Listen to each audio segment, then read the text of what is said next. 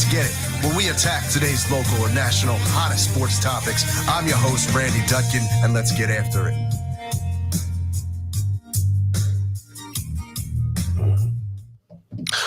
Good morning, ladies and gentlemen. Welcome to Let's Get It. I'm your host, Randy Dutkin, along with my co-host and producer, Jason Bryce, and always co-host, Coach Marcus Bullock, coming to you on a beautiful Sunday morning. We're looking forward to talking about a lot of Sixers talk today. Going to be joined shortly by Dawn Academy head coach Tam Williamson and get into a lot of other talk about the NBA. But before, as always, a check-in with everyone. Coach, how you doing this morning? I'm doing well, man. All is good.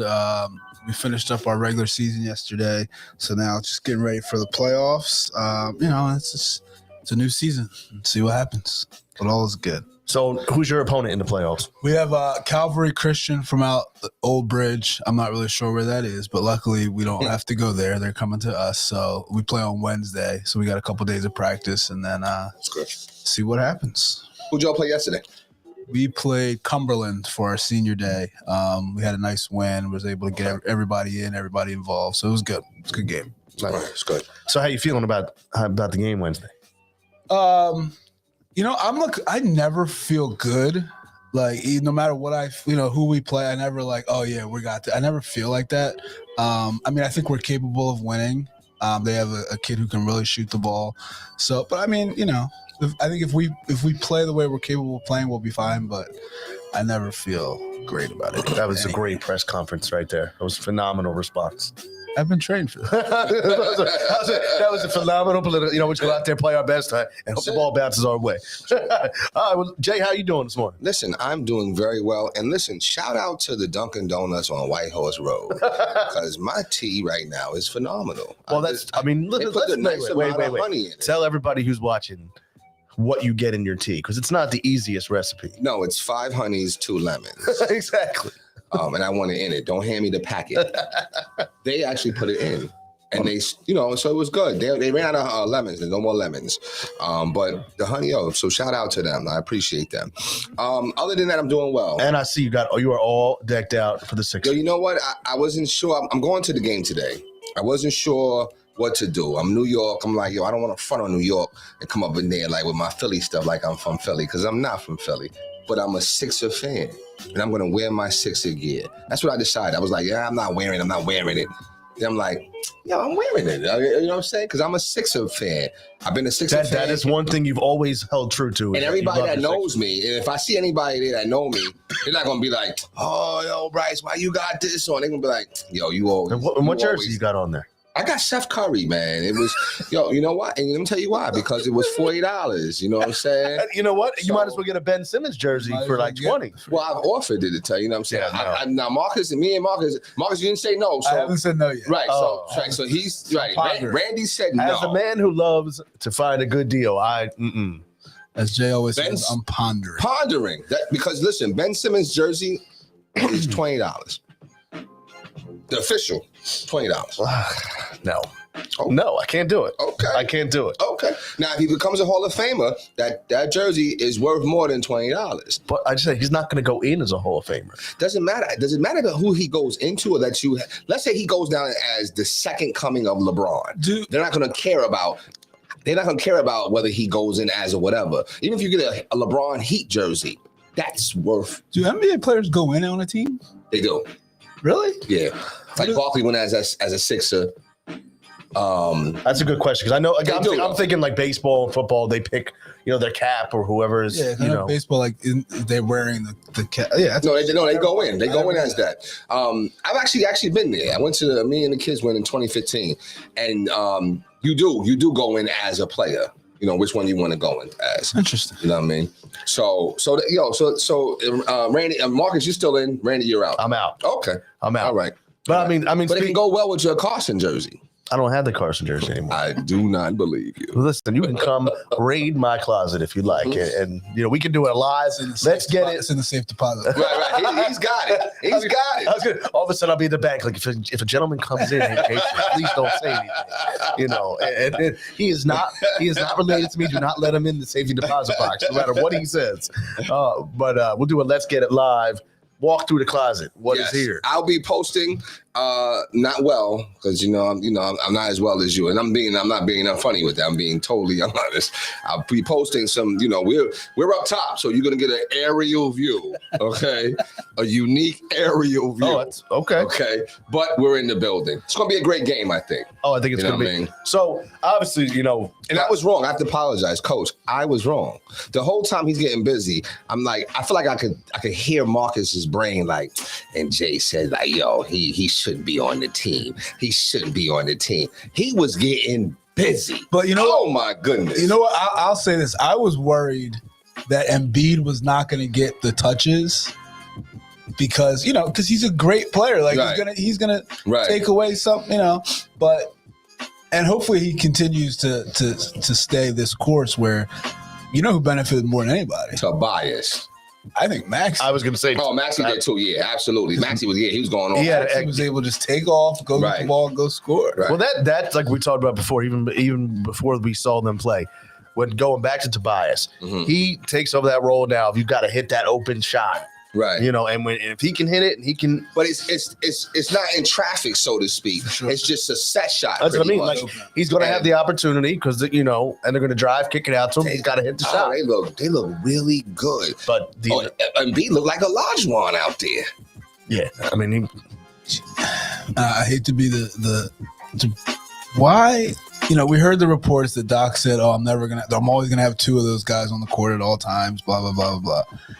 And then at the end of the third quarter, all four of them are sitting on the bench, and the lead starts coming down. Yeah. But that was typical Doc. And I remember what are you doing? Yeah, I think he's just I think he probably felt like, oh, we got this game. Let me rest them or whatever.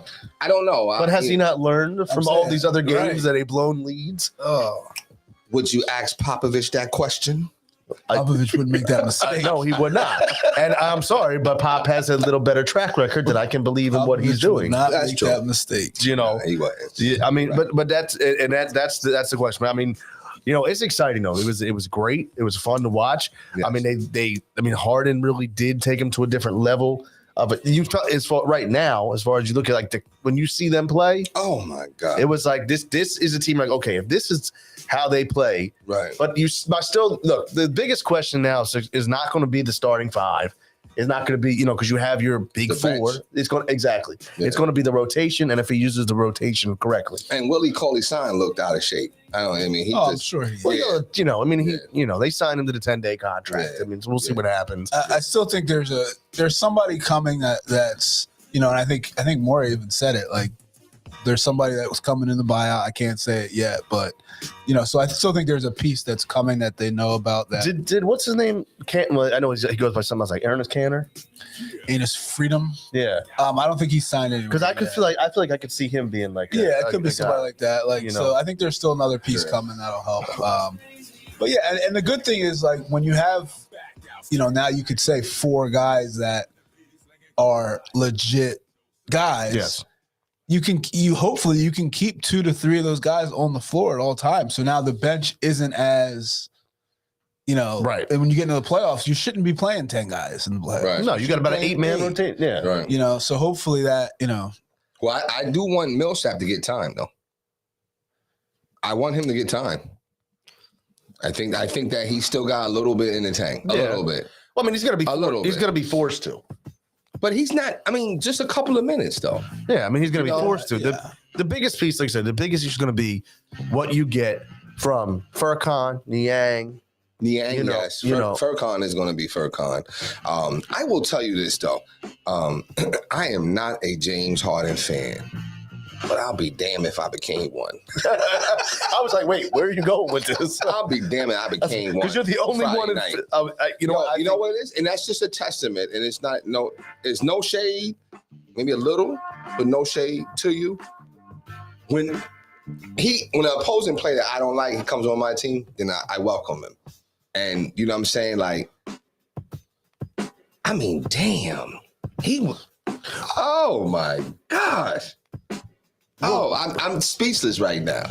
I just didn't. You know what it is? I've never liked him. So now he's on my team now. I'm like, yo, what he brings? Oh, well, wait. How is that throwing some shade at me? Randy didn't hear one word you said. After that, Right. He just said no shade, right? He just heard no shade. Why? Well, It's only because I did feel like when they traded your star away, you didn't get. I'm just saying. We cannot continue. Okay. No, I mean you're not going to be able to shake that. I mean, we're going to be. No, I think you need to let. We're going to be in 15 years later, and I'm going to be teasing you as a Carson. I know. I'm just telling you, especially where his car. I mean, the way his star. It has flamed out, hasn't it? No, it's over. It's just over. Man, it is. And they're saying the same things there that they were. They don't even want him back. He's not going to be the Colts quarterback. But like I said, it's exciting. Like I said, the one thing though I have to say is that as good as the Sixers looked, watching Brooklyn Nets last night play with Kyrie, yes, and they weren't even at full strength. No, there is going to be some trouble in the East. So, I mean, a healthy Nets team is still very scary. Oh, there's no doubt about it. And I always full strength. I don't say healthy, full strength. Yeah, I mean, and no doubt about it. Like, even when the trade was made, you looked at the trade and like the Nets got better from the trade. Like, there's no question about it. Yes. But the Sixers got better too. So exactly. you can't if you're the Sixers, you can't not make a trade because you're making another team better if the trade makes you better. So I mean, now it's just about you guys step on the court and play. And I still think if the Nets play the Sixers, we don't have to worry about anything because Ben's not coming. Oh. Ben's not going to play in Philly. Well, no, because it's already you're already seeing the news. Well, he's got the back soreness. He's not in game shape, which is just kind of setting him up for he'll be sitting out March 10th. If Ben comes back and he's raining threes and jump shots, he will make us look like total fools. He won't. If he comes back, and this is going to make the Philly fans sound pretty bad. Mm-hmm. If he comes back and let's say he comes back and he hits 2 threes in a game. Oh my God! Well, no. People will run on the court and beat his ass. You couldn't do this. That's all we asked. You won't be able to keep people off that court. Listen, it would be like a bad relationship. All y'all wanted to do is just step up a little bit. True indeed. Now, listen. Now, if he does that, are you in for the jersey? Okay, no, not sure. I don't want back the jersey. in? You're still not in. Okay. No, I don't want to. Well, listen, maybe. I bet you Coach gonna want a jersey. You know what I'm saying? We're gonna ask. He know he's gonna be a Hall of Famer. We're gonna ask Coach. And with that said, we're actually gonna welcome Coach Tam Williamson onto the show in just a minute here, the head coach from Doane Academy, and we got Coach coming on right now. Coach, how are you this morning? I'm wonderful. Thank you so much. I've been enjoying the show. Thanks for having me on. Coach, don't wear no jersey or buy no jersey of a quitter. That ain't what I'm all about. I don't want that jersey. You can keep that thing. Thank you. Because I don't want nothing to do with it. I don't care at all if he's a Hall of Famer. I don't want a Ben Simmons jersey in my house. I mean, I already got enough slack for my Carson jersey and holding on to that for as long as I did. So I think he still got it.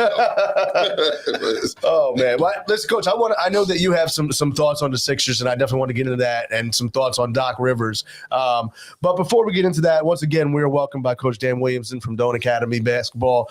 Coach, congratulations! You guys just had the Prep B championship the other day and took that home. Congratulations on that. I know you have some upcoming playoffs also starting this week. Tell a little bit about your team, about your upcoming playoffs, and we'll just go start from there. Yeah, thank you so much, Randy. Thanks for having me today. So we're excited. We just, like I said, we just won our second Prep B championship there in New Jersey, which is just unbelievable. When I first got to Doane, we didn't even get invited to the prep tournament. We weren't even a thought of to even get an invite to those tournaments. So the school in its whole has only won 3 championships in its history. We're the oldest school in New Jersey. We've only won 3 state prep championships, and that now boys basketball has won 2. It's just unbelievably rewarding, and I'm so proud of my guys. I mean, we push them so hard. We're kind of like an old school throwback program with the amount that we run and the things we ask guys to do. Shocking, a lot of people don't, but we actually ask them to run up, run back, play defense, things that, kids aren't taught to do today. So the look of shock on their face in that first practice at Doane is just, they're like, what do you mean? Like, no. I mean, they're taught to just stand. Give you a little Allen Iverson practice. Yeah. Chunk that thing up no matter what happens. Look at the crowd, you know what I mean? drive it in there, throw it up behind their head, scream for a foul. So, but yeah, it's a lot of fun. Very proud of my guys, and a very rewarding, very rewarding championship for kids that really, really deserve and worked hard. We go in a non-public B, for the first time with a chance to win. I really believe that. And most years at Doane, we don't get size. Doane's a school, we don't offer athletic scholarships, and that's the truth. For most private schools, that's not the truth. But for us, we don't get the top tier Division I kids because they don't have to pay to go to the private schools. So we run a really clean program, and usually, we get into the private school tournament. You get through a round, it's like you're going against 6'7", 6'8", 6'9", and we don't have those kind of athletes usually. But this year we do. So we have the size to compete. So we're really excited. We open up against Mater Dei, who's knocked us out 3 times in my 15 years there, and that's a hurdle. That's a mountain we got to climb. It starts with beating Mater Dei, and then we'll see from there. But we like our chances in the bracket. Hate to see any kid get hurt. Trenton Catholic had a kid break his arm. That's terrible. Kid that I know, kid from Burlington City, kids that we care about. But, we have some chances. We have a chance. Who broke their arm, Coach? One of the twins. Oh, wow. Yeah, he was in a cast. He was in a cast the other night at the game, and that's terrible. I feel terrible. They are better than us, but that take a starter out, that kind of lowers the gap in talent there. So we like our chances, Randy. For the first time, we're not going into the NSI tournament hoping we can win one game and then go see something spectacular and find a way to be competitive in round 2. We're going into this thing believing that we have a chance to win the bracket. So when do you guys open? Sir? When do you guys play your game? We open up Wednesday night at 5:30. That's home at Doane Academy. We're the 5 and they're the 12. Okay. And, yeah, we're excited about that. Gym will be packed. It's a small gym. It's kind of like the Palestra. Fans are right on top of the court. I mean, it's a crazy atmosphere. And I jump up and down. Marcus can tell you. Marcus has been a great friend to me. His time at Holy Cross, he's in our summer league, but we have a lot of fun together. And it's a cool place to come see a high school basketball game, and it's a great place to coach. Absolutely. I mean, I had the opportunity to watch you coach, over at the Holy Cross Prep tournament a couple weekends ago, and that was fun. I mean, I love the energy you bring on the court. As a coach, what's your expectations for players to be in your program? Well, you got to do the right things here. I mean, that's just it. I mean, usually a 3.0 is what it would take. You got to be a great student. You got to work hard, and you got to do the right things. I mean, there's an expectation of doing the right things here. So, we run what we would have called suicides in our day. We run one every day in practice for any missing assignment. So we'll pull their grades around 3:30. And, listen, that is some old school tactics. I like it. Well, it's a world that creates excuses for kids. There's an excuse to not be great. Anywhere these kids look, you got guys telling them, oh, you're a Division II player, your coach isn't doing the right things. Like, there's 1,000 excuses. Your dog is sick. The teacher was mean. We just don't put up with excuses. So, we push these guys really hard, and the expectation is that you're going to do the right things, or you're not going to be here. And, it's a family program. Something I'm really proud of. We push kids hard, but we love them. There's not a kid that I've coached, I don't think, that doesn't say I love you, coach, when they get off the phone. Even now that a lot of them are grown men. In 16 years, I've only lost 5 players in a private school, in a private school program. That's incredible, because these kids change private schools like they change underwear. It's like, you coach them hard one day, they're gone the next day. So I've lost 5 guys in 16 years, and 3 of them transferred back the year after they transferred out. They came back home and decided it wasn't so bad at Old Doane Academy. So we've done a good job of building the kind of program that you can be proud of. But size has been the one thing that's always kind of held us back, to be honest. We've always played fast. We've always played exciting to try to make kids want to be there, play a lot of kids, keep everybody happy. But this year we've got the size, so very excited. But, yeah, that's kind of part of the expectation here, is that you're going to go all in everything you do, in the classroom, on the court, and the way you conduct yourself. You're going to be all in, or you'll be all out. I like it. Love it. Absolutely. So, Coach, what do you have for Coach? Yeah, absolutely. So, Coach, well, one thing, if you guys ever get a chance, and we didn't play this year, but if you ever get to see Doane Academy play Holy Cross, and you have Coach Williamson on one side and Coach Valori on the other side, those referees, like, they leave there like they don't know what just hit because they go down one side and they're hearing it. They go down the other side and they're hearing it. And it's not like, some coaches get on the refs and it's nice and quiet. No. You can hear every word that they're both saying. And it's, I love it. I love it because I love getting on the refs too. But anyway, Coach, I'm an Olympic Conference guy. I grew up in Cherry Hill. Didn't even know about Doane Academy until I really got to Holy Cross. And I heard, there's this school that's right down the street and, blah, blah, blah.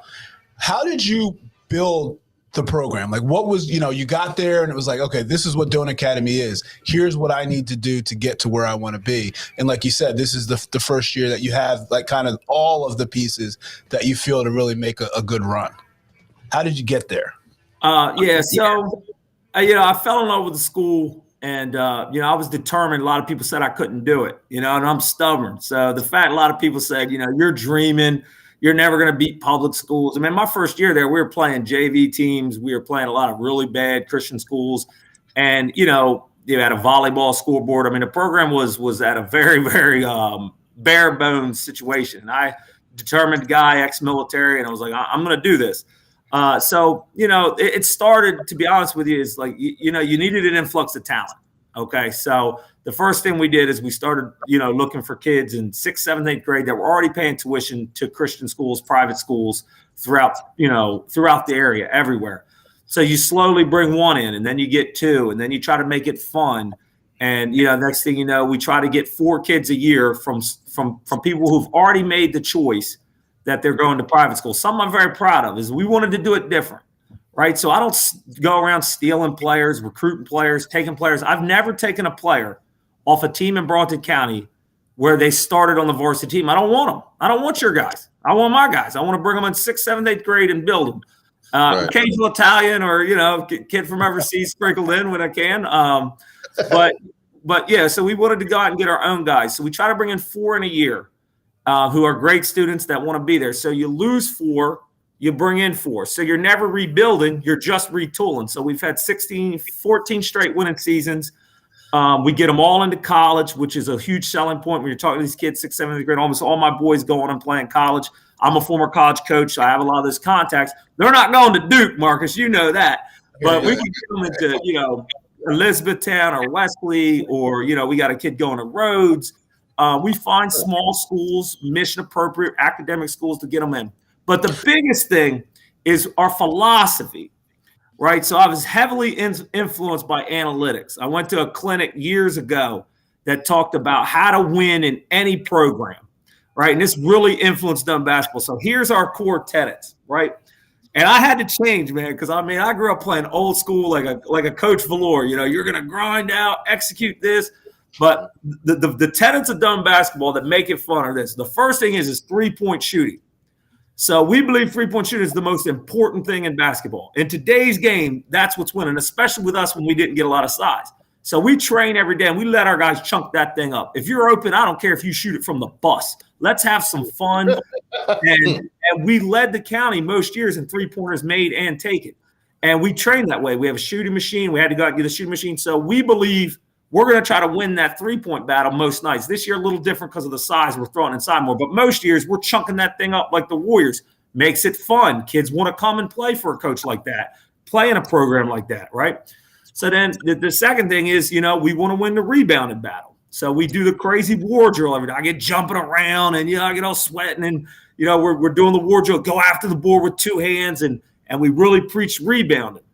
Then we go turnovers. We want to be the aggressor all the time. So we're always coming at you. And that's kind of my style as a coach. I'm always coming. I'm going to press you. I'm going to run. If you're going to beat us, you're going to know you've been in a war. We're coming at you the whole way.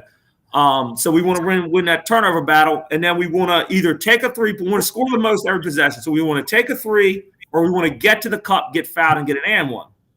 So then we want to win the free throw battle. So I went to this clinic, and the guy was, a genius with analytics. He coaches for the Wizards, but he said, look, if you make more threes than the other team, You make more free throws than the other team. You out-rebound the other team, and you turn the other team over. If you win those 4 battles, you're going to win most games. And it doesn't matter size, talent. You just focus on those 4 things. Rebounding's effort. Shooting can be taught. Turnovers is about speed. Recruit for speed. We had a lot of size. So our whole program has been based on those 4 things, and kids love to do those things. Kids love to shoot. Kids love to get steals. Kids love to rebound and scream. Mm-hmm. So, we were like, this kind of fits us. This kind of fits our style. This is going to make it a fun program. And, that kind of is what we did. And that's been our core philosophy. So we have a coach that stats all of those things, and we go over it at halftime. And that's kind of, our secret sauce, if there is one of what's helped us be successful, even on most years when we don't have a lot of size, is that we just try to win those four battles every night. So only one time in my career have we won all 4 of those battles and lost the game.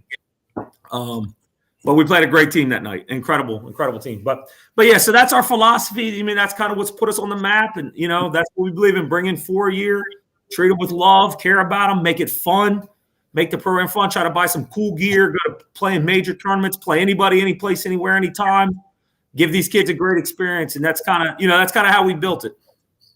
Absolutely. And just to go back to what you said, you're saying that, they're not going to play at Duke or somewhere like that. I think that, the thought process too so much on these smaller schools is just kind of overlooked, and how much good talent is at a Division III level, at a Division II level, even in a community college level. So if you can, promote that to the kids, like, you're still going to be playing great talent. You're going to be having, going up against strong competition. It's a great selling point. Yeah, absolutely. Dunn's an academic school. It's a really good education here. Mr. Rowan, is our largest donor of all time. He really strengthened our science and our math programs. And, a kid comes to Dunn, usually it's like 60-40, 60% basketball if they're a basketball guy, but a lot of it's got to do with the education. That's another reason why we don't lose a lot of them. So for me, it's like, I'm going to, use basketball and use your brain to go on and have a great life. So I've got a kid now, was a top middle school student, Willenboro, fell in love with his game. This kid's got a 4.2, one of the highest SAT scores in the country. He's going to go to college and get paid to go there.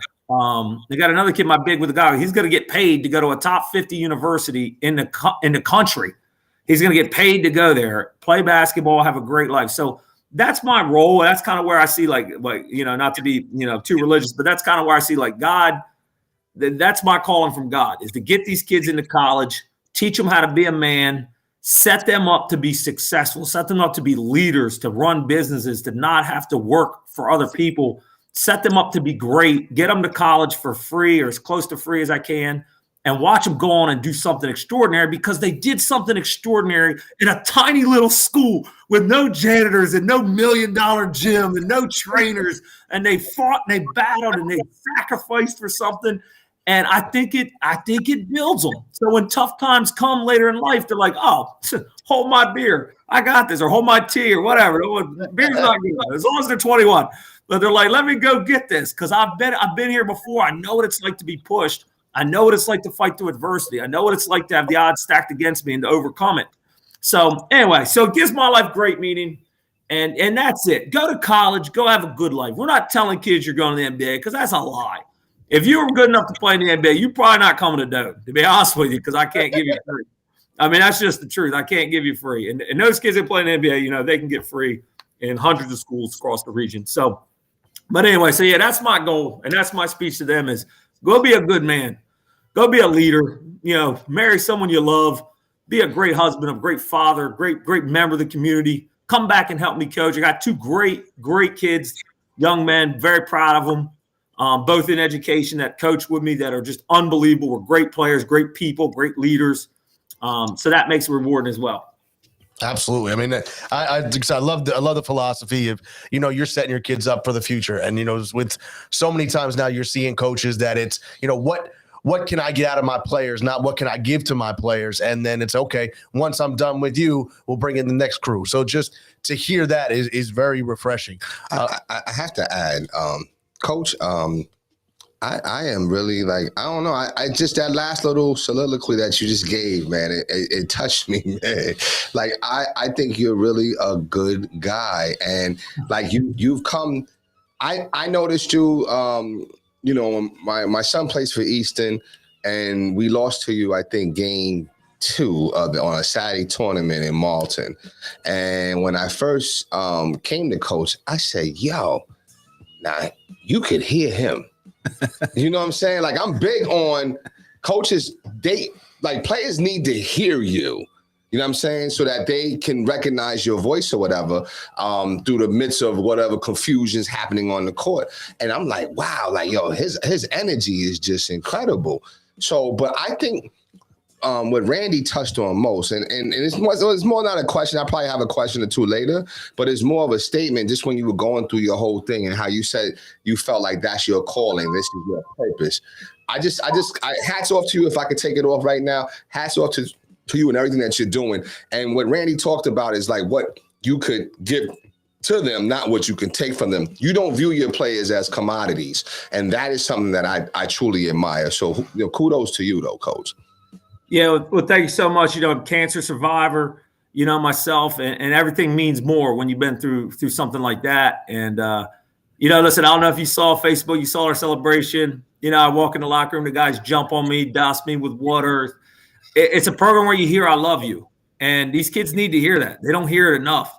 You know, they don't hear it enough. And you think you've been given this responsibility of being the biggest role model in their life. Usually they chose to come to a private school to play for you, and you got to live up to that.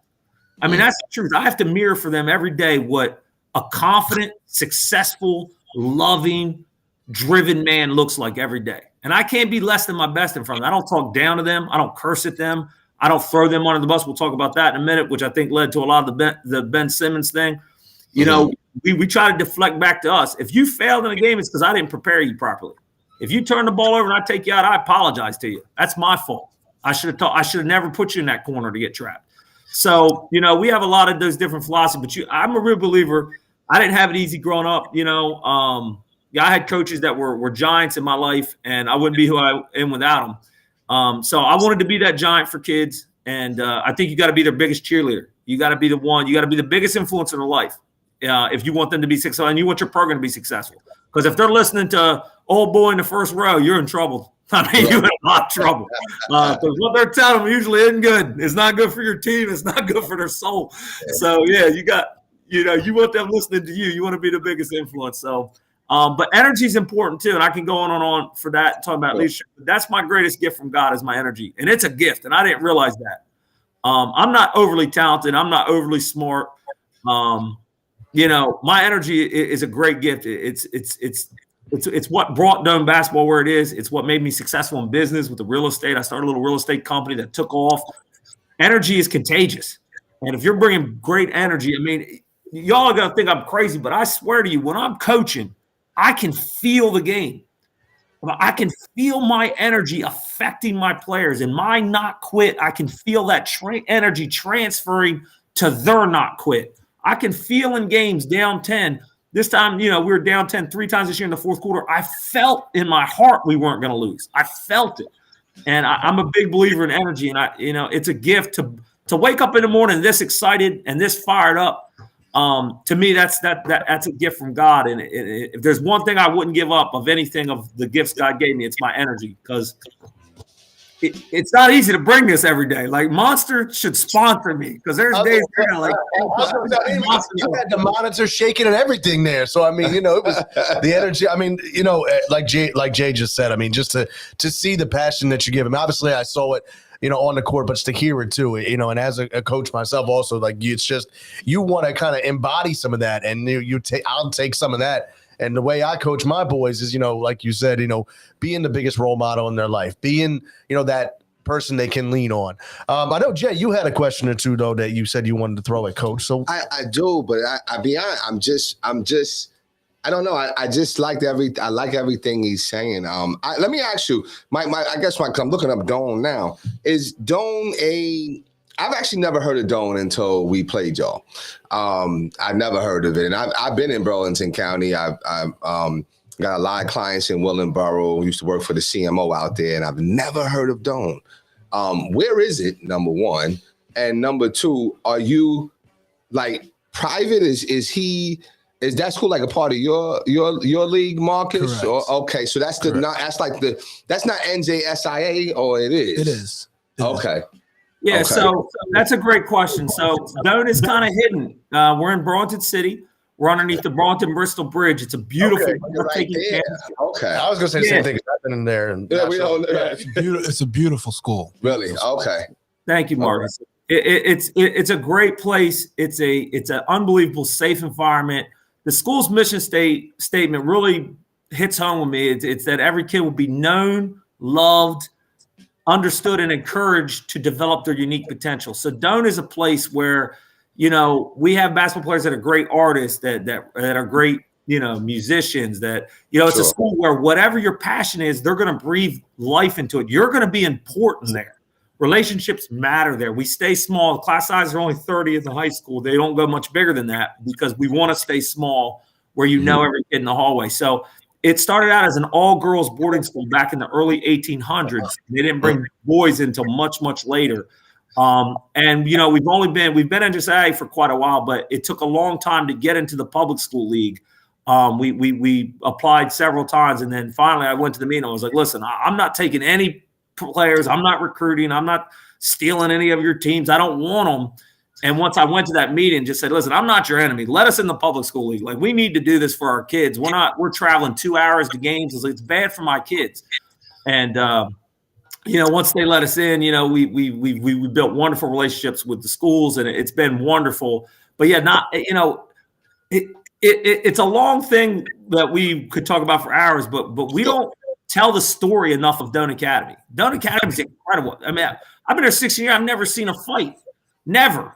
On a school's campus. Like, kids don't put their hands on each other. Like, sometimes I want to see it. Like, sometimes I'll instigate a little bit. Like, hey, man, I saw your girlfriend sitting with Billy at lunch the other day. Like, I want him to get a little tougher. You know what I mean? Because for the first couple of years, they'd be like, just here, take the ball. You want the ball? Just take it out of my hands. Just take it. And we don't have football. So we have to create some adversity in practice for the kids to fight through, because it is a nice school. And you get a great education, you're loved. So, and, we have mandatory study halls for our players. So we set you up, and for any kid there's extra help periods. So you're set up to do well academically there. It's a great school that's doing a lot of amazing things and changing kids' lives. And I'm a big fan. But, yeah, I hear that a lot. One lady, she was like, I sent my kid to this school, but, and I was like, oh, I'm sorry. We have a good basketball program. Down, you should look at us. She's like, I never heard of it. I was like, oh, man, you're killing me. So I hear that a lot, but hopefully we keep winning and maybe the story will keep growing. But, yeah, it's a great place. It's a great school. Coach, what's the enrollment at Doan? Enrollment's at, I believe, upper 200s, getting close to 300 total. And we don't really want to go more than that, or can't hold much more than that. It's getting to the point now where you got to apply early. Our admissions guy is really great, very organized, and does a great job getting people through that process. His name is John Stevens. He's been incredible. Our head of school's done a really good job of putting in processes to make it easier to apply and those things. But anybody can go online and apply it on the website, and it's a great school. Regardless of basketball, we've got great softball, one of the best art programs in the country, one of the world's most famous painter, sent his kids there, and he sends 2 people from his college in Philadelphia to do the art program there. So there's all kinds of great programs there. A lot of reasons to love the place outside of basketball, but I kind of love what we're doing in that tiny little gym. I used to say we're like a modern-day Hoosiers, just a tiny little school. But you sell underdog to these kids. We sell that us against the world, yes. And they're all in for it. So let me ask you, as far as development, what I know you talked about you developing the whole person, which I sincerely appreciate. But as it relates to specifically to basketball, what is like how do you develop your players? Do you just worry about the kids that are the better players, or do is your program kind of inclusive of developing all players so that they could be and reach their maximum potential. Yeah, thanks for asking that. So listen, here's the truth. Again, because I don't get, full scholarships and things a lot of private schools don't have, I can't miss. I can't miss on your kid. I have to take every kid and make them the very best that they could absolutely possibly be, right? So, every kid has to be developed or I have no chance. That's the truth. And we don't cut anybody. So we develop these kids with everything we got. So we train to the way we play. So a lot of 3-pointers. And then, right, you want to get to the cup. Well, guess what happens when you get to the cup? You got to be able to finish. There's not a kid in our program, that can't do every fundamental thing on that court. If we have a college tryout today, every single one of my boys can make a left-handed layup, a right-handed layup, a left-handed reverse, a right-handed reverse. They can all shoot floaters over, the 7-foot stick figure that we bought online. We do the and one drills. If any one of my guys goes to a college tryout, those college coaches, they're going to see that they have every fundamental skill that a basketball player should have. They shoot the ball properly. And it's all about repetition. It's a game about repetition. So our summer program, we just play man and we run motion. That's it. We don't do anything with the team in summer. We play about 30 games every summer, 4 practices a day or 4 practices a week. And we just develop in the summer. That's our thing. In the summer, we're developing you as a player. So a lot of what makes it successful is what we do in the summer. In the winter, we do skill development about 45 minutes a night, 30 minutes a night. But we're practicing more in the winter on our sets, our inbounds, our press break. Not that they ever get an inbound right, but I'm still hopeful. But we do a lot of our team stuff in the winter. But the summer is when we really train our guys, and we've got the Vertimax machine, and we get them running, jumping higher. But the main thing I think we do with development is, we build you into a better basketball. You're going to have every fundamental skill, and your body's going to be in great shape, and we're going to try to make you into a killer, make you into a great player. Listen, and that's the thing too, and that's part of the magic. This is the magic in life. It's all about psychology, right? So I believe in you. You're 5'4", 5'7". No other private school wanted you. I bring you in. I give you all my time. You knock on my door at 11 p.m. You ask me you want to go to the gym. I say, hop in the truck. Let's go. We shoot until 2 a.m. If I believe in you, and then that gives you confidence. And the game is 90% confidence. Let's be honest. You see guys in the gym all the time that never played in high school. They get hot. They're hitting shots. You know what I mean? You're like, where did this dude come from? It's about 90% confidence. So if you believe in a kid and you build them up and you teach them how to play the game, guess what happens? They believe in you.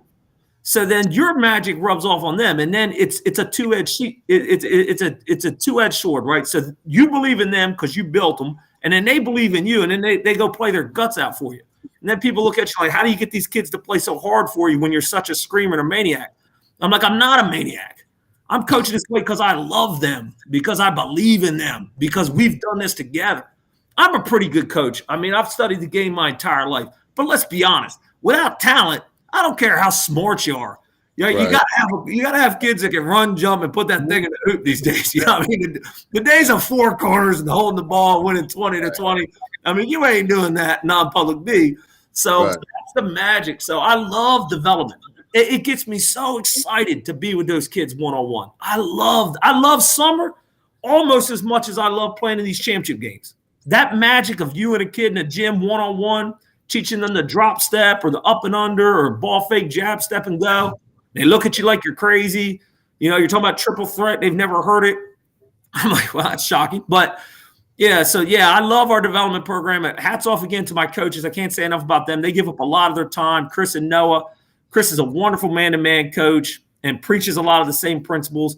And that's part of it too, is that you got to be on the same page as a staff. You got to be coaching consistently the same habits if you want to see those habits. So we do a great job of developing our players. I can't remember the last time we had a kid come through us that didn't leave a better player.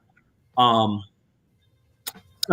we believe in development. I love that stuff. We could talk later about that, but I love developing kids. It's so much fun. And then, like I said, then they play their heart out for you and they're loyal forever because you're the one that developed them.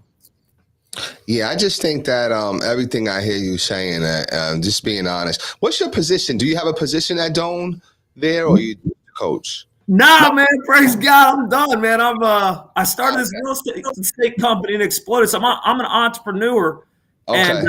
And so I coach realtors, and I have one of the largest teams in the country, the EXP Realty. Me and my partner Michelangelo Amantia, and we've got 33 now. We're opening up the biggest EXP in the country on 130 in Florence and Bordentown area, and we make it fun. Like I say, it's going to be an open bay, like Google. We're going to have stock tickers, Pelotrons in the window. Juice bar in the back. Like, we're going to make it the most fun real estate brokerage ever. But it got so big. I was the athletic director at Doane for years and years, and the Dean of Student Life, I handled the discipline, which, to be honest, there wasn't a whole lot. It was a great gig for a basketball coach. I'd walk upstairs in the lunchroom. I'd be like, tuck your shirt in, Billy. And then I'd get downstairs. I'd be studying our opponent, watching scouting, watching film, because there was no distance. These kids are good kids. So I basically, for the discipline part, didn't have a whole lot to do there, really. I just kind of, looked the part. But I was the AD for years. But the real estate just got so big, I couldn't do both. And I had a guy that was managing an office for me, and I was like, I could do this. I should be doing this, because when it's your business, you want to be there.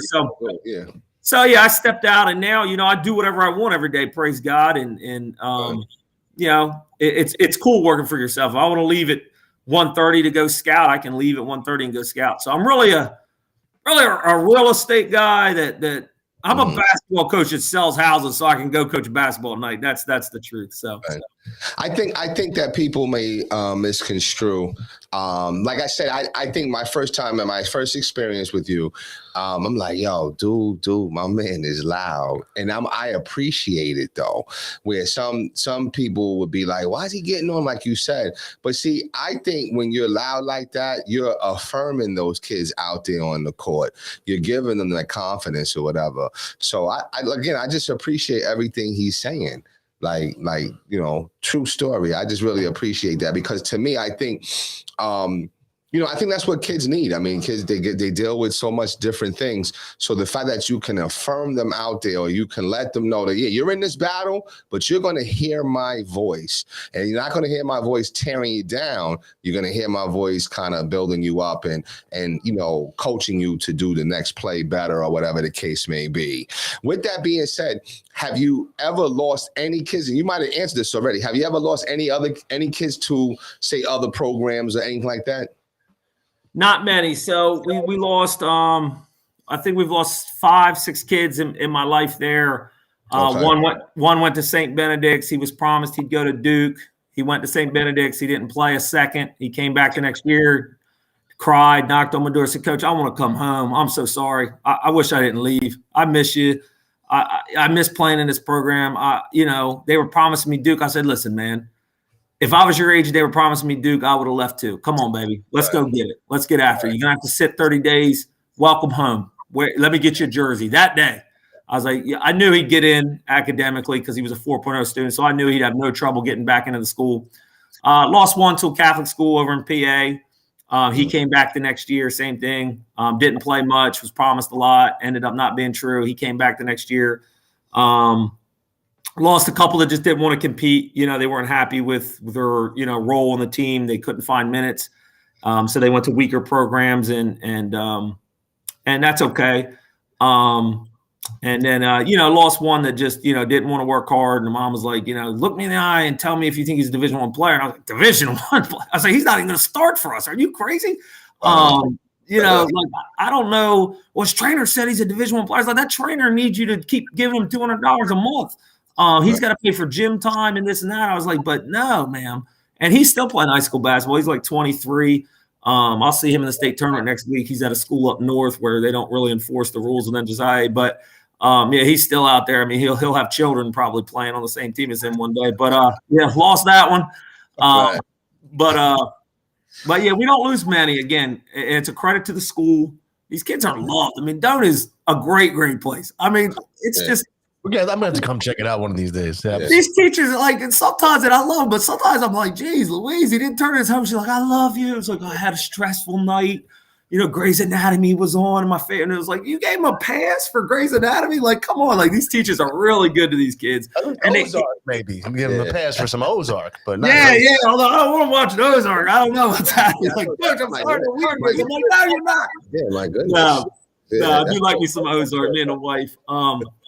But yeah, no. So, but yeah, no, we don't lose many, and that's a testament to our coaches and again the strength of our program. I mean, once you're here, why would you go anywhere else? You're treated with love. You're getting developed, like you said. I'm in the gym with you every day. We're playing. Anybody that'll play us will play you. Coach Floyd called me. He's like, we want you to play St. Augustine as a showcase. Done, Coach. And he's great. He's been great. Coach Floyd's been great to me. When you do yell, you get some haters. I have guys that hate my guts, hate me, coaches that just won't hate me because, you're a cheerleader on the sidelines. Well, listen, okay, I'm a cheerleader on the sidelines, right? But I've built something at a school that you're winning with 15 scholarships. I'm winning with whatever God can give me and making it great. And, I'm a cheerleader on the sidelines, but that's the only way I can do it. That's how I'm wired. You should see me at work. I'm doing push-ups in the office, like jumping around with the realtors. This is just who I am. I can't change it. I'm not going to sit there and be quiet because it offends you that I'm chest bumping my guys or tackling my guys at a timeout. You know what I mean? Like I can't change who I am. This is who I am. Like this is just I can't do it any other way. Right. And that doesn't mean it's the only way to do it. I mean, I know coaches that are very quiet. Everything is okay. Everything is fine. Let's be very calm. Let's be disciplined. But for me, this is who I am. This is all I got. If I don't bring that energy, and I'll tell you this, and I don't know if I'm recruiting to my energy, but when I don't have great energy, my kids don't have great energy. So right. I got to drink 2 monsters before every game. I passed out. That's another great story. We'll tell in another podcast. I passed out. I drank 2 monsters before a game. We were down by 15. I passed out right in front of the kids. They were traumatized. My heart was racing from the monster. I'm like, so. We came back and won, though. Praise God. Bless Sherelle had 44. I'll never forget that game. But now, when they played St. Augustine, was that the battle of the 2 shooters? Yes. Yeah. That was a tough game. We didn't shoot a free throw that night. We gave them everything we wanted. We fought hard. We had a good game plan. Came up a little short. Most nights you're going to shoot 10, 15 free throws. That was a really anomaly. And listen, I was really agitated that game because, we didn't shoot any free throws and, but that didn't lose us the game, and I was really, I'm never really angry with officials because I try to coach my guys, but I was over the top that night and that's not who I am. And that's not the leader that I want to reflect on my guys. So you saw me on a night where I was not my best self. And I love the refs in our county. When I did have the Kansas, they sent me messages and cards, and they're like a part of my basketball family. And we didn't shoot any fouls that night because we didn't go to the hoop enough. And but in the heat of the game, you look up and you haven't shot a free throw, and I put some blame on the ref there that night, and I really regret that. I yelled at him as he's run off. And that's just not who I want to be in front of my kids. And I apologize to my team and. But I was extra animated that night because, listen, that's a big win for us. I mean, St. Augustine, are you kidding me? When I walked in that gym at Doane, we had a tile floor and a volleyball scoreboard, no weight room, and people telling me, they laughed at me. I went to a coach's get-together, and the guy was like, that's the worst job. I can't believe you took that job. Go take a JV job somewhere. I went home from that barbecue, and I'm not going to say coach's name because he's fairly famous, but I whooped him almost every time I saw him after that.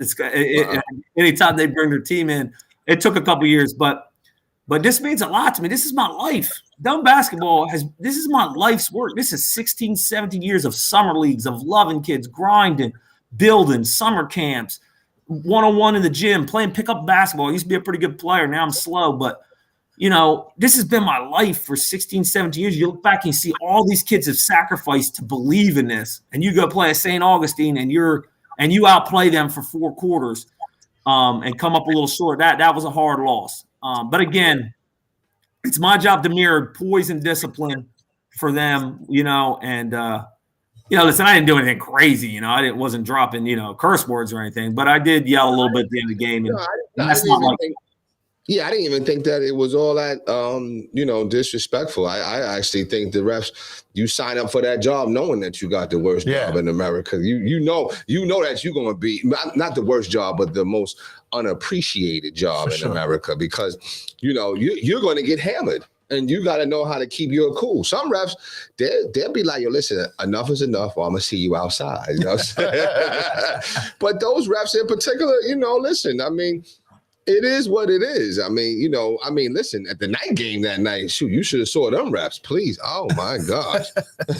It's like he was like, yo, listen, you know what? Let me go ahead and give my little money and hurry this game up. So no, you just want everybody to be accountable, and sometimes refs don't see certain things, and I can appreciate a ref that says, yo, I missed that.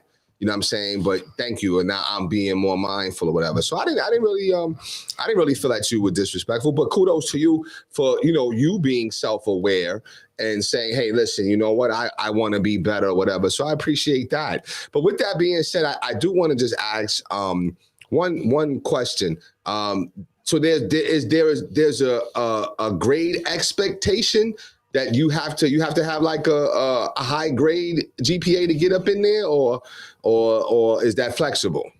Well, I mean, so here's the thing. So it is a college prep school. And usually a 3.0, that's kind of what they're looking for. But sometimes if there's a story, maybe you've overcame unbelievable difficulties to have a 2.5 or a 2.3 even. I mean, that's getting a little lower. But the thing is, you can't set these kids up to fail. And one kid who was one of the best players in New Jersey was with us for a year, and we didn't lose him, but academically it wasn't fair to him. And he went on and got a Division I scholarship, and he still cries when he sees me, hugs me. That was hard because he didn't want to go, and I didn't want to see him go. But academically, it just, it wasn't a great fit. Some kids are going to be in over their head at Doane, and that's hard. But the classes are legitimate. Like, I can't help them, like in study hall. I can't. I'm not smart enough, and that's the truth. Right. Some of these classes they're taking are just, a lot of honors classes. I mean, some of them walk out of Doane with like 16 college credits. So the classes are tough. It's an academic school. But again, we don't apologize for that. Our goal is to get them into a great college, get a lot of academic aid, get some basketball money, and go on and have a great life. But if you have a great story, or maybe, you've overcome something, maybe you have a learning issue that makes it hard for you, but you work really hard, and we love your character, and your parents are great, and you volunteer in the community. I mean, there's always wiggle room. Right. But you got to be able to do it in the classroom at Doane. You just have to. But again, listen, you're set up for so much success. There's 2 extra help periods. The teachers tell you they love you. You go to them, you can get an extension a lot of times. Like, you have to try to fail at Doane. I mean, it's just I don't want to say it's soft, but these kids are set up, man. They have so much. They're surrounded by love. And it's not the real world. So I'm kind of like trying to prepare them for the real world. Like, nah, they're not going to tell you they love you. Your boss isn't going to tell you love you when you are late on something. But it's a great community. But, yeah, I would say, you want to be able to do it academically there, or it may not go well. But again, you get the study halls, you get the extra help. I mean, in my experience, any kid that really wants to do it can find a way to do it there. But it is 2 hours worth of homework a night, which again is a whole nother podcast. And then sometimes I'm like, man, I'm getting, we don't have the one gym, so these kids are getting out late. And then, they got 2 hours worth of homework, and these are hard classes. I got one kid coming all the way from Atlantic City, driving his car every night. And listen, man, it's humbling. Like, I can get emotional talking about it. What these kids sacrifice to be there for me, it's unbelievable that these kids believe in what we're doing so much. I mean, this one kid, he's in the car for an hour getting there, hour and 10, 15 minutes, hour and 10 back. By the time we get out of practice at night, sometimes it's late at night. And then he's going to go home and do his 2 hours worth of homework and wake up and do it all over again. These kids sacrifice a lot. And there is no, like, you're not going to be at Summer League. Like, if you come to me, unless you're on one of the top AAU teams in the country, if you're seriously in front of Division I coaches, then you can miss something at Doane. But don't come to me saying you're going to the beach. You know what I mean? We're trying to build something here. Like, don't come to me and be like, I got, I'm playing for the whatever make-believe AAU program. I'm like, no, we'll see you at Summer League. These kids sacrifice a lot to be at Doane for me, and it's very humbling. But yeah. Listen, if it's a case-by-case basis, I got you. Yeah. I got you. No, I appreciate that answer. I don't have anything else. Okay. Yeah. Well, with the coach, did you have anything? I just want to kind of bring it back to your present present day and kind of where we're at now. Season's ends. I think you guys finished on Friday. What's the message? What's the plan? How are you going about getting ready for Wednesday? All man to man. You know what I mean? Like, I'll junk you up and we'll come up with some crazy game plans in the regular season, stuff that, we create sometimes for certain teams, doubling their best player, all kinds of crazy exotic looks. But the truth is, and Marcus, I know you know this, if you're going to win big games, you're going to win championships, you got to pull your shorts up and guard the other team. I mean, that's just the truth. You're not going to go into non-public B and play a 1-2-2 zone or get by with some trickery. They've got talent. Every team at this level in non-public B has incredible, incredible talent. So we're going to lock in on execution and double down on energy and habits this week. We're going to really work on our man-to-man defense. And not to say that we won't have some other looks ready for teams, but, there's a couple teams in our bracket that clearly struggle to shoot the ball. I'm not going to be dumb and play man-to-man just because it's a pride thing. But, I'm a big believer that, you got to hike up your shorts and guard the other team if you're going to win championships. And we've been working hard all year on our man-to-man. That really is what won us the championship the other night is our ability to guard. So that's our main focus. And, a lot of great coaches have told me that, get your team ready for the state tournament. You've got to be ready to play man-to-man. And I didn't have the athletes. So then we'd go into the state tournament and I'd have to junk you up and play, exotic zones and then sit there and watch you hit shots all night. So, but we've got the athletes now to pull up our shorts and guard you. So that's our focus this week. And, clean some things up here and there. A couple things, get one kid healthy. There's one set in particular we're not running real well. So it's one of my favorite plays. So we're going to clean that up this week because late in games, it's the play I like to call. So I want to be more confident in that. And then probably clean up some late game situations. I'm a big believer in that, Marcus, is we try to go over late game situations. Like we'll put a minute on the clock, down 5. What's my philosophy? Down 5, down 3 with 20 seconds. I want to go to the cup. I want to extend the game as long as possible. Some coaches will shoot the 3 there. I want to train my guys. We want to get to the cup. Up 3 under 10 seconds, we foul. I'm a big believer in fouling. I've seen coaches lose playoff games by not fouling up 3. Today's game, everybody can shoot. So anyway, it's maybe going over those philosophies again. And what's our 1 minute defense? If we're up 2 with a minute, what defense do we're going to go to? So preparing those guys for those situations and that familiarity. But if we lose a close game, I always blame myself. I always feel like I should have made the difference. I should have had the right defensive play to get a steal late or the right offensive play to get the look we wanted. So that's what we'll spend this week doing, and looking forward to your game very much. I know Mike Wilkerson very well. They were in our conference when we weren't in the Bronson County Scholastic League. So, I think that's going to be a lot of fun. And watching him in Velour, he's another great energy guy, Mike is. So I think that's a really fun first-round matchup. I'm pulling, I always pull for you guys when you're not playing down. So looking forward to that. Appreciate it. Who do you open up against, Coach? We open up against Modern Day, and at home or on the road. We're at home 5:30 Wednesday night, and they've beaten us the last 2 years. Chris Evans broke his ankle at halftime. We were up 12, and they came back and beat us 2 years ago, which was one of the hardest losses of my career. I'm not ashamed to tell you I cried for like an hour. Devastating. I love that team. That team gave me everything. We didn't have a guy over 6'3". Little tiny guys taking charge. We probably took 100 charges that year. That team gave me everything they had. And Chris gave it everything he had on that broke ankle. I'd never forget this kid. He looks at me. You talk about a moment.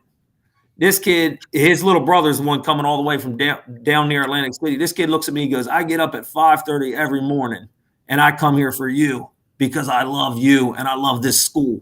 He's like, every morning for 4 years, I get up at 5:30 in the morning and come in here and lift and shoot and then go to class. He's like, and you're going to tell me you're taking me out of this game? I'm not coming out of this game. I'm not, Coach. I'm not going to do it.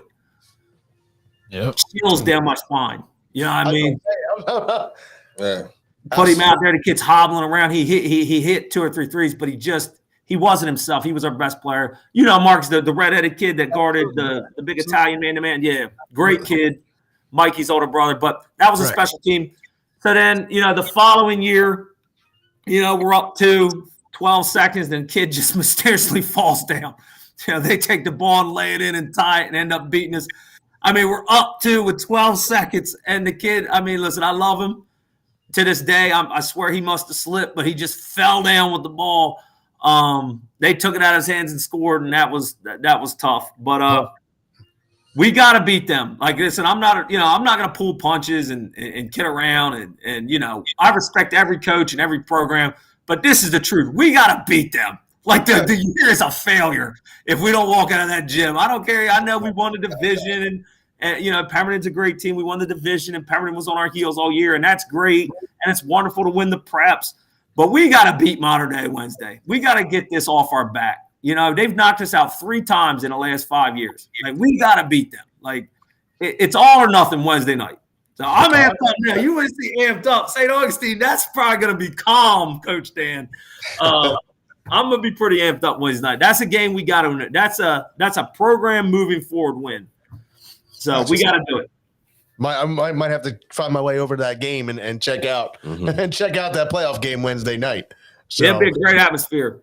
Hey, listen, before we do let you go, I know that you had some thoughts on the Sixers, and especially with the whole Simmons situation, and you said that Doc had created that, you thought. So before we let you go, give us your thoughts on that whole situation.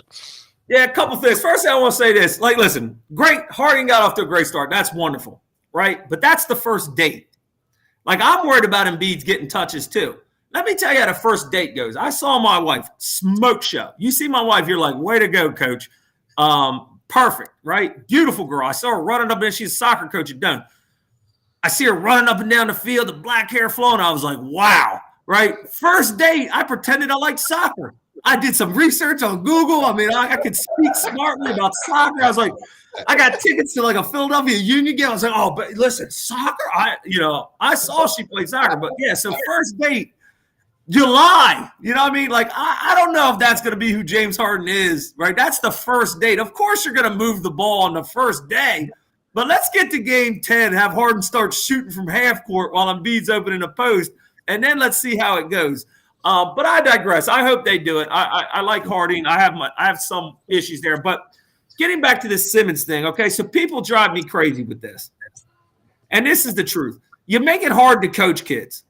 So they say, yeah, he was coddled. Well, yeah, they're all coddled because society today makes it almost impossible to coach kids, right? So, yeah, Ben Simmons should have never made it to the NBA without being able to shoot. That's a sin. You know, I know it's high school coaches, you know, that they could tell you some stories. They felt like, you know, well, I won't get into that, but he had opportunities to get better from the time he was in elementary school at being a shooter. Whether he chose to do it is on him, right? So, yeah, maybe he was coddled. And I hate what he did. I hate that he sat out. I hate anybody that uses mental health, unless he really had mental health issues. But I hate the way the whole thing happened. But here's the truth. Everybody in the city, 7% of people in the city thought he was an MVP candidate before that series. Best defender, best assist guy. You know, they were in love with the guy. Now, I got to put this on Doc. Like, this whole debacle is on Doc Rivers. And I'm going to tell you why.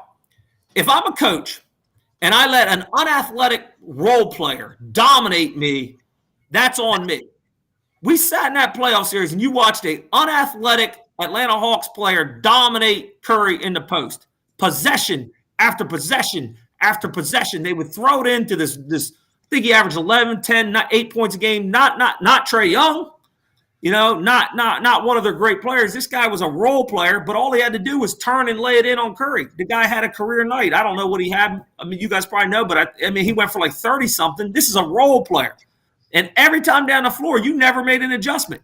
You sat there and watched this bum turn around and score in the post because he's an NBA player with a 7-inch height advantage. If I'm a high school coach and I'm playing Marcus and he has a 6'10" center, and I put a 5'7" guard on him, and that guy turns and scores on my 5'7" guard, I'm the guy that deserves the blame. So you get in the press conference, and then you throw Ben Simmons under the bus. The young guy, you know he's not that mentally tough. You completely blame him. You let Embiid blame him, and then you wonder why it goes sour, right? Because you're worried about passing the blame to somebody else. And as coaches, we say terrible things when we lose. That's why I don't address my team after a terrible loss, because I don't ever want to say anything to hurt a kid or something that I can't take back. I wait. I gather my thoughts the next day in practice. This is what we could have done better as a team, and we move forward. My whole thing on this thing is Doc Rivers created this mess with Ben Simmons. Any NBA player would have reacted the same way. Any NBA player. You think if he threw, and I love Embiid, but if you threw Embiid under the bus like that, the whole loss is on him for not dunking the ball. I mean, come on, right? Again, Simmons, a billion different ways that he could have handled it better. But you're getting paid millions. You made no adjustments. You made no accountability on yourself for not making any adjustments. And you lost a series where you were the better team. Some of that has to be on the coaching. Never heard Doc Rivers take responsibility. That's a moment. You saw what Nick Saban did. They lost a national championship game. He celebrated his two players. The media was like, you threw interceptions and you had a fumble. He said, whoa. I'm going to stick up for my guys. These are great players. We wouldn't even been here without them. That's what a leader does. That's what a man does. You accountability. And Doc Rivers done that. Ben Simmons is probably still there. And listen, I love Harding. Ben Simmons is a ton younger, had a ton more upside. I don't know if the Sixers are better right now. Maybe for 1 year run, maybe, but I don't know if the franchise is better. And then you did all this tanking for what? What do you got left to show for all those years of trusting the process? What do you got to show for it? No championships, no Eastern Conference championships. I mean, what do you got to show for all that tanking? Because you threw this guy under the bus. The last good piece that you actually hit a home run on or a triple. I mean, I know he can't shoot, but so my point is Doc Rivers should have took some accountability on himself. He won a title with three of the greatest players in the history of the NBA. I mean, I'm a pretty good coach. I mean, there's not many middle school coaches who couldn't figure out how to win with those three. You know what I mean? Like, I don't know. I worry about Doc Rivers. I do. I think he's a good man. I like listening to him. I think he's a good role model. But he took no accountability. And to me, he created this mess with Ben Simmons by throwing him under the bus. You just don't treat people like that. You just don't treat people like that. I agree. I agree. I can't. Well, I agree with some of your sentiments. My only thing is I kind of get why Curry was still in the game. See, with I tell you where I definitely agree with. I never heard him say, "Yo, this loss is on me." So I agree with that. I don't think I heard him say that. He didn't say it. I don't think he also said that the loss was Ben's. I think he said is Ben Simmons a championship point guard or can lead this team to a championship, whatever. And he said, I don't know that answer right now. So the media is paid to, kind of embellish along his statements or take that any which way, which is still Doc Rivers' fault for not even being or providing any type of clarity.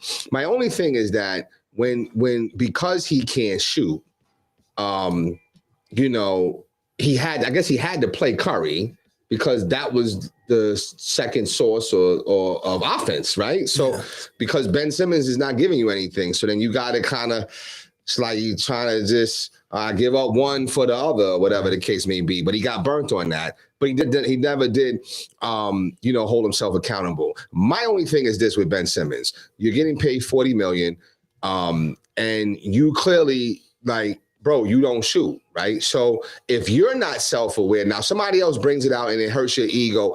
Listen, Joel Embiid, he was crying a couple of years ago, right? At that moment in time, I said, you know what? He's going to be a better player, okay? Because he took that loss to heart. And over time, you've seen him develop his game. Joel Embiid is not the same player he was when he was crying right there. Right. He's a different player. He took that loss hard, and he chose to develop himself. My only thing with Ben Simmons is that, and Coach, you alluded to that, to be honest with you, because at least you alluded to knowing some of his previous high school coaches about some of his personality towards development and being better. Ben's been coddled, and now, it got to a point where it's like, hey, listen, bro, we don't want to call you no more. Yo, you got to improve yourself, especially we giving you $40 million. So please improve yourself. And he chose not to do that. He does have a mental health issue, because it has to be a mental health issue that you won't shoot the ball. That blockage there's something going on in your brain. And when something's going on in your brain that doesn't cause you to live to your best of your ability, that is a mental health concern that's going on. I do think you're right, though, that Philly is set up for the 1 or 2 years, 3 years. I think in the long term, this will come back a little bit. If we don't win, of course, it's going to definitely come back, because I think Ben Simmons still has a long career, which is why I'm trying to give my illustrious guest Ben Simmons jerseys, but they don't want to take it. So I agree with your statements. I just try to bring a little context to the picture. That's all. It's a larger picture. That's all. I'm not saying that you don't see it, because I know you do. You're a coach, but I don't know. Don't you think that if coaches could give constructive criticism, whether it's in the press or whatever, that's probably good for the player? Yeah, listen, a couple things there is like, you could have brought a double. You didn't have to take her at the floor, but when the big touch, you could have brought someone down to double. Trae Young wasn't having a very good night. Again, though, like say he goes to a zone and Trae Young hits 2 threes, then he looks like an idiot. So that is tough. But surely there's some things you could have tried, rather than just standing there watching this role player just turn and score. But I digress. Yeah, listen, the media can cause anything. Like, listen, if there's one thing we know about this country is the media can make you believe anything. So, certainly this whole thing probably could have been salvaged with less media and a conversation immediately after the game. And if that constructive criticism took place in the locker room, or, the bigger issue is all Doc did was praise the guy. Like, up until the series, Doc was saying he was an MVP candidate. He was one of the best guards in the league. Like, you can't tell a kid, you can't lie to kids. You can't tell, and I know he's not a kid, but you can't tell him he's one of the best players in the NBA. And then at the end of the series, worst loss of his career, he's emotional. You can't sit up there and say, you know what? I don't know if this guy's good or not. Because you've been in the media, at least, blowing him up. So it's like, it's got to be a consistent message. But listen, it's hard to coach. It's hard to coach kids. It's society. We've ruined kids. It's hard to coach kids hard. It just is. They're lied to. They're told they're better than they are. Nobody wants to see their kid coached. It's difficult. We've created that in this country, and it gets worse and worse. Because if you coach them hard, they're gone. They're going to leave your program. If you're a private school, you get on them, they're probably gone, right? Because grass is always greener on the other side. If you coach AAU, they might be gone then. Like, I've seen AAU games where coach gets on a kid, he's wearing a different jersey an hour later. I'm literally at the same tournament in a different jersey an hour later for another team. So these AAU coaches, AAU gets a lot of flack. I give AAU a lot of flack. I'm a little AAU hater, unfortunately. But it's hard for these AAU guys to coach these guys, the guys that really know how to do it right. It's hard for them to coach them hard, because then, they're off the team. So, as a society, we're killing kids, and I don't mind telling anybody this. We're ruining young men. We're ruining them. It's not stay and compete. It's not earn your spot. It's call the coach and complain. It's the coach didn't like me. How about you just find somebody on this planet that you can guard first? If you want to get on the floor, like, do something effective, on the floor, and maybe, you'll find more time. But yeah, we're ruining boys in this country. And, that's a whole nother podcast, but we're going to get me all awkward. But yeah, listen, Simmons didn't list his house with me either. So there's a little bias there, he listed $1 million home, and he took my butt. He chose my butt. I'm like, I'm a basketball coach. Like, who knows basketball more than me?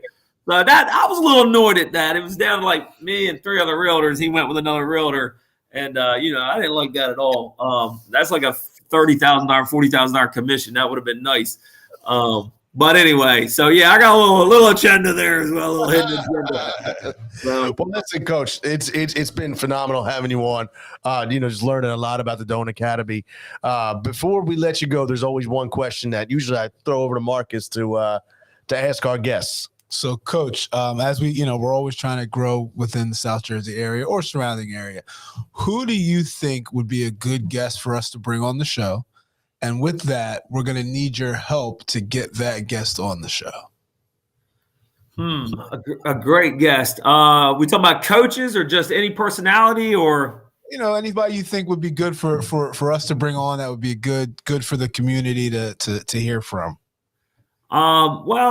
There's a lot of people that do incredible jobs in the area. I always think Coach Cassidy from Cherokee is one of my favorites. You talk about a guy that just gets any group of kid he inherits to play defense. Right. I think he's incredible. I think my guy over at Pemberton has done a really good job resurrecting that program, Tim. I think they're they got a kid who came out of nowhere and is hitting shots from every corner of the gym, makes them almost impossible to guard now. I think they could really win Group 3. It'd be cool to hear his thoughts on the state tournament. Paul Collins is always fun. Coach Valor is, got years of knowledge to share. He's always a good time. He's been very good to me in my time at Dunn. Very encouraging. Always has a kind word. He's a fun guy to be around. I like my guy Carmine at Riverside. Ran him up. You talk about a guy that's doing some things. It'd be fun to hear from him of what he goes through being a teacher in the school and then coaching. But yeah, a lot of great people. My nephew coaches at Bordentown. They're in the middle of a mass rebuild there, and it's kind of neat to hear his thoughts of going from a Doan Academy, being an assistant for so many years to going to a public school. But yeah, a lot of good guests. If I can help get anybody on, let me know. I enjoy basketball. I enjoy growing and listening, and these conversations, you're affirming who you are and your philosophies just by talking. I think we all grow from these conversations. I grow and I reaffirm my beliefs about basketball when I share them. And I thank you guys so much for having me on, and it means a lot to me. We're always, battling the respect thing, trying to be known, trying to grow our program. And it means a lot to me that you took the time to have me on today. And I really, really enjoyed the whole show. Hopefully the Sixers will get one for the city. That would be great. Sounds good. Listen, Coach, once again, thank you so much. We're definitely going to be promoting you guys, promoting the program. And once again, your philosophies was awesome to hear. Once again, for all of you who just tuning in, this has been Coach Tam Williamson with Doan Academy. Coach, thanks a lot for having you on. Good luck Wednesday, and definitely want to have you back on again in the future. Thank you, guys. We'll see you later. All right. Take it easy, Coach. All right.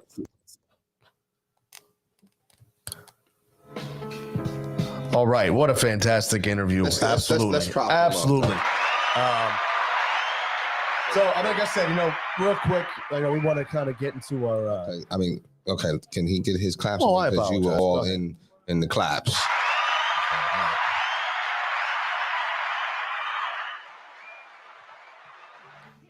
There we go. You gotta give him the key. I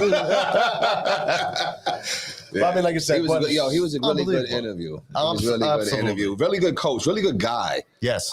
That's the thing that I'm kind of left with. You know what I'm saying? I mean, I know I'm rushing a little bit, but honestly, it was him. We've had all the coaches were phenomenal. Okay. But of course, there's certain ones that hit you a little more than other, even though you're all hit by them, okay? But the one last week and the one this week, I mean, just phenomenal. And I'm not sure if it's the story or just how they go about things. It's something that it just resonated with me. I think it's a little bit of I think it's a presence too. Yeah. You can feel it with the interviews and feel, the energy, like Coach was saying. Yeah. And in fact, I can see why he's totally in real estate. Say I would join that team. I was thinking about it. I was like, because he has that gift to be able to talk and articulate and to be able to influence.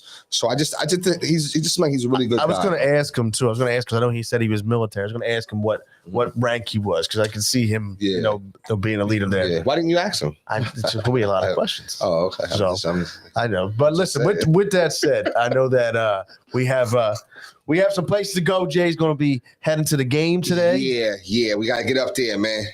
Because I got to park in Secaucus, and I'm not driving in the city. Secaucus, yeah. Okay, is that how I pronounce? I don't know. I mean, you're from Jersey, so people always laugh and they'll be like Secaucus. Well, I mean, you're from Jersey. Is that how you pronounce it? It's a little bit of a joke. People. Oh, okay. Yeah, I thought maybe you were because you are a New Jerseyan. And so here we go. So I should root for the New Jersey team. but yeah, so yeah, just excited about that. Like I said, we got the aerial view. You know what I'm saying? So but you'll be in the building. But we're in the building. Yeah, I want to see how the Garden. I haven't been to Madison Square Garden in a very long time. I'll just say that. A very long time. It might even be a little it might hit me a little bit because I always resonate the Garden especially going to see the Sixers. My mother, we would be riding through, coming from Long Island, coming on Penn Station, and all of a sudden we'll see, oh wait, can we go to the Knick game, Ma? Can we go to the Knick game? And she said, okay, all right, let's see. Oh, they playing the Sixers? Oh, can we go, please? And it's $7. I never forget, $7. 3 of us, $21. But that was a lot of money then. For sure. You know what I'm saying? And we would go and just have a good time. We wasn't getting no snacks, wasn't getting no popcorn, nothing like that, though. But we was in the building. So, you know what I mean? It's funny, my daughter was saying, oh, Grandma Debbie, she should have, because there was one time that, I don't know if I told y'all that story, but the Knicks used to come through like the train stations and used to be able to sit outside and kind of just watch them go in. So I met Bill Cartwright, Rory Sparrow, but Louis Orr was trying to holler at my mom's, yo. Word up. I think you said right. He was trying to holler. You know what I'm saying? And, Naya recently, she said, oh, why didn't Grandma Debbie holler back at Louis Orr? Because then we would have been rich. So it'll be a great time though, man. Taking my man Money Making Ransom, my man Aloe, you know what I mean? He don't like to be called Aloe, but yeah, he calls me Eugene, but he doesn't like to be called Aloe. So, but he will forever go down as Aloe, you know what I'm saying? But we're going up there, going to have a good time. So, look forward to that. Sounds good. We're looking forward to some aerial views. Aerial views. That's what you're going to get. Nothing wrong with that. Yeah. Coach, what about yourself? What's your final thought? No, I'm just ready for the week, man. Yes. It's gonna try to catch us to the Sixers game today, and just a quick thought on what Coach said about the first date thing. It's not like Harden still had 27, sure did. So it wasn't like he was just out here passing the ball. He was still getting his. So I think that's the sign for me that's how he's gonna be playing. So looking forward to the week and playoff week, and hopefully we're still in playoff week next week. Absolutely. Same thing, like I said, just a testament to Coach Dan Williamson from Doan Academy, who joined us. Just a phenomenal interview. If you guys go back, check it out. He joined us about 15 minutes in and just talked about his philosophy of coaching Doan Academy, bringing it up, and just in general, a lot of high energy guys. As far as the week goes, good luck to Coach Williamson. And again, Coach, good luck to you guys. Hope next week we're talking about victories for both teams. And also shout out to Coach Joe Jones and Boston University. Yes. They open up this Wednesday night in the Patriot League Conference quarterfinals. So good luck to them. Hope they get a victory. We're hoping to watch them all the way through to a Patriot League title and eventually a NCAA tournament victory. So, well, with that said, once again, we appreciate you all. Oh, Jay, you might have one last thing. If everybody that's listening or will listen, please vote and help Randy change his mind about the Ben Simmons jersey. That's what I'm going to ask. There is no. Please help him. That's change not his open mind. for debate. Please. Okay. Coach is on board.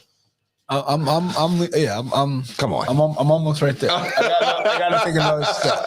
I've always been a firm believer in holding my ground. Okay, well, maybe change that. Because you're not married yet. Right, exactly. Yeah, I mean, you're right. You're right. Flexibility, strategy. Strategic planning. Oh, has to be.